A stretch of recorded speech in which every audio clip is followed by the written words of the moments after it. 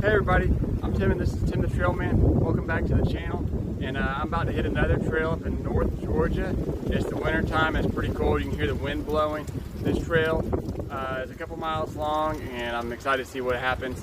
And I got a few friends with me, so let's get after it. Okay, so as you pull off the main road coming out of Clayton, Georgia, you'll be able to get onto this one-lane paved path, and it will turn into a gravel road a little bit up the way. And along the way, there's a sign that says how long your tow vehicle and a camper trailer needs to be, because in a second you will see that it turns into a lot of switchbacks, and I'll speed it up through that part.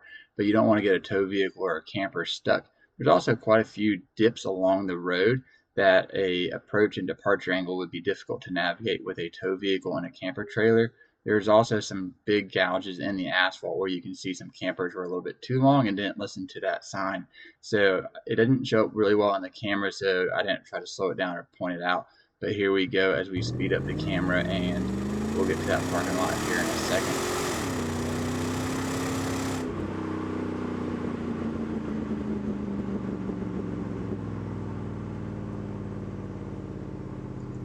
Okay, so as we approach this parking lot, we're going to cross this little creek here, which is nothing to worry about. Most cars can go through it. And then there's a parking lot right up here where we'll stop and use the restroom, and then we'll be off to the main trails. There are a lot of trails in the area. Some of them were closed this time during the winter time, and the one that we found is a great one with some good obstacles.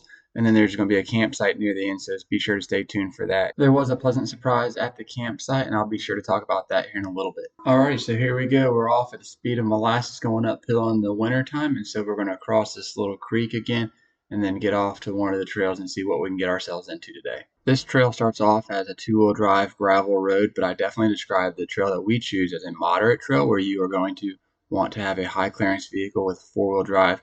We do cross a couple creeks that are a little rough on the bottom, and getting out of them, you're going to want a good approach angle. As we make our way down this windy trail in the winter time, if you'd like to see more content like this, please follow me on Facebook and Instagram at Tim the Trailman. Okay, so as we approach the first creek crossing, we're going to slow down here and take a look at it and then see how the other vehicles go through it. And right before we get up to it, my friend in front of me is nice enough to point out this large branch or small tree that's sticking out that probably would have left a permanent mark on Roxanne.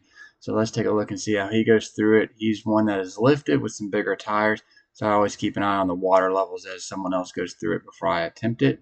And then I take a brief moment and I'm going to put my phone in my gimbal. We'll also show you that as we go through here. So first is the dash camera. My friend was kind enough also to get out and just see how I would go through it, and coming out over those rocks that you can see ahead and making sure that I wouldn't tear something up, as I am not lifted at this point in time, but maybe in the future. So here we go. We're going to show you the gimbal point of view, and you can tell that it's my first attempt.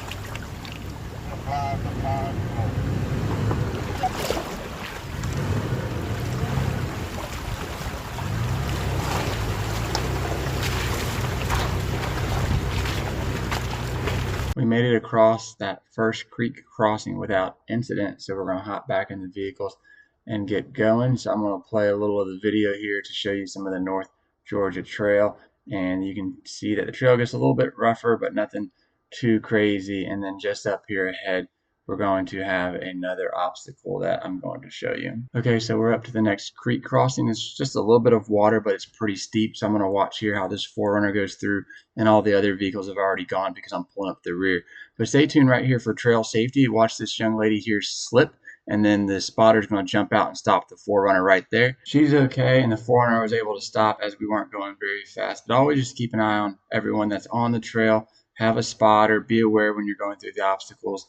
And as you can see, we're going pretty slowly and just making sure we have a fun time and that we all get to go home to our families at the end of the day. So now it is Roxanne's turn to go through it. It's a little bit steeper than it looks on camera, as it's always hard to get those angles of how steep it is. And I'm not too worried about the water, obviously. It's just the tires will get a little bit wet. But the spotter and the other person is getting on some video for me and making it through just fine, and watching the approach angles here as we climb out of the creek. And those holes are pretty deep, but I don't believe I hit anything on the bottom of Roxanne, making the climb out as smooth as possible. and then we're going to get right back to the trail. It'd be a huge help for everyone watching to hit that subscribe button, the like button, and leave a comment on what you like most about the trail or what you'd like to see more on the channel. I'm so thankful for everyone that's watching and subscribes to the channel. On this next obstacle that I pull up with, I asked my friend to get out and film it with my phone after he went through it. I didn't catch any of the other rigs going through it, but you can see that there's an easier way and a harder way to do the obstacle. And obviously I took the easier way because I don't want to have to explain to Mary why Roxanne got damaged on my trail off-roading. So here you go. You can see from the dash camera a little bit, and then we'll switch to the phone footage now.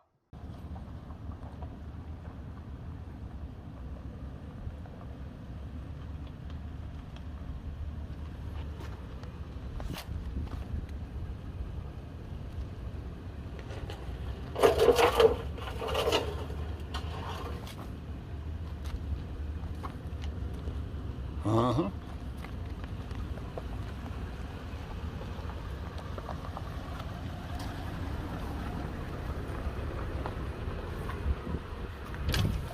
Perfect. Thank you. The trail, man. Not too bad. Okay, so we got this final creek crossing here. This one's also a lot rougher than it looks. It's nowhere near deep enough to cause really water damage, but you can see that there's some rocks in the creek that just make it rough and can kind of beat up the bottom of your car. And as we make our way through, a quick reminder that this channel is brought to you by Patreons. And if you'd like to support the channel too, please head on over to patreon.com/Tim the Trailman. Thank you for all the support. Okay, coming up here on the right is a cool campsite right by the creek that you can camp at if you can make it through all the other obstacles that I've shown you in the video. So we're going to keep going as the trail on Gaia and Google Maps show that the trail continues to go. And then quickly, to our surprise, we come to a stop and quickly realize that there's going to be more work than we want to put in. So we get out and make a plan. First, this friend in front of me gets out and says, "Hey man, up ahead is really bad and we should talk about it." So then while me and him are talking about it, then another gentleman comes back that's in the GX470 to talk with us.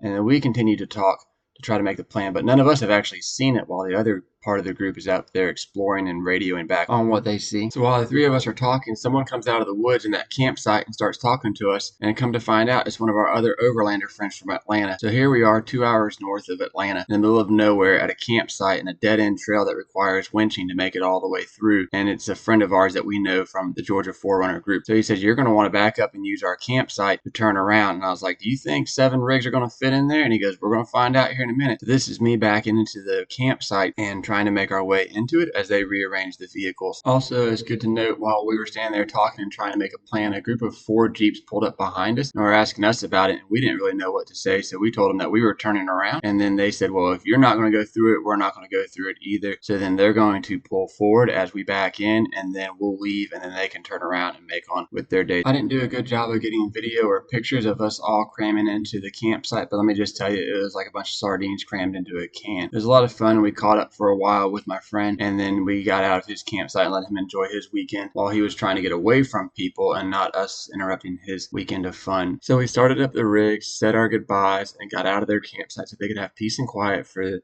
2 hours that they drove out of town that they were looking to have, and not be bombarded by a bunch of rigs or overlanders just looking to get into trouble that weekend. And so we left and headed back down the trail and eventually made our way back to pavement, and then stopped by a local watering hole so we could get some dinner after a long day on the trail. Thank you everyone for watching, and until next time, stay safe out there on the trails.